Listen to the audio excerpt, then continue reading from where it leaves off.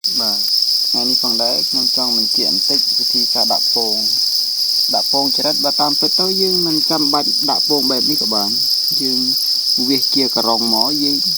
លាតក្រងតែដាក់ពីជ្រានណាបើមិនចឹងវាស៊ីដាច់rồiហើយយើងដាក់ផេះពីលើវាមករួចយកមកដាក់លើនេះបានជាក្រងក៏បានដូចគ្នាបាទនេះហើយហៅថាយើងអាចដឹងស្គាល់ថាមួយណាមេមួយណាឈ្មោលយើងទុកចរិតនឹងឲ្យបានរហូតមកដល់ទៅថា80ទៅ90%គឺយើងបានពងច្រើនណាស់នឹងធានាថាបានពងច្រើនដោយដែលឃើញអញ្ចឹង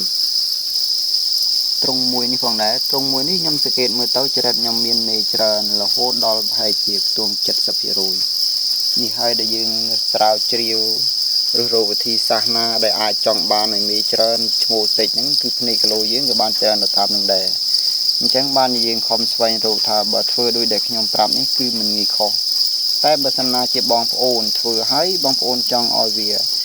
ញើសលឿនដែលថាវាញើសលឿននឹងមកដាក់ប្រើកម្ដៅខ្លាំងពេកអាហ្នឹងគឺវាអាចត្រឡប់ទៅជាឈ្មោលបានដូចគ្នាដូច្នេះយើងព្យាយាមថាធ្វើឲ្យវាបានដូចដែលខ្ញុំបានប្រាប់ហើយតាមនឹងទៅគឺឈ្មោលគឺមាន%តិចមែនទែនដែលថាដាក់ហ្នឹងគឺថាបើយើងមានដើមទុនល្មមយើងអាចធ្វើកបាក់ដូចខ្ញុំធ្វើនេះដូចថាធ្វើថាសយើងនិយាយខ្លីៗថាធ្វើថាសចុះយើងដំធ្វើជាឈើអញ្ចឹងមកតែបាតពីក្រមខ្ញុំធ្វើសាំងសីដូចខ្ញុំបានបង្ហាញវីដេអូមុនអញ្ចឹងហើយគឺដាក់ពងល្អមែនទែននេះដូចបានឃើញតែពេលនេះខ្ញុំថតពេលយប់វាអាចថាមិនសូវច្បាស់បន្តិចព្រោះយើងពេលយប់ដូចដឹងហើយកាមេរ៉ាវាចាប់មិនបានខ្លះតែបើថាពេលថ្ងៃវិញគឺល្អមែនទែន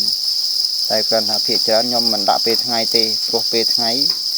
វាចរិតអត់បានដូចតាមតម្រូវការតាមពិតវិធីសាស្ត្រដាក់ពងគឺខ្ញុំមិនសូវដែលដាក់ឲ្យវាបាន2យប់2ថ្ងៃឬក៏3យប់3ថ្ងៃទេគឺខ្ញុំដាក់ចរិតទៅតាមតម្រូវការហ្នឹងគឺថាមួយយប់គឺខ្ញុំដកឲ្យដាក់ពីក្បាលប្រឡប់ហ្នឹងគឺព្រលឹមឡើងគឺខ្ញុំដកចេញ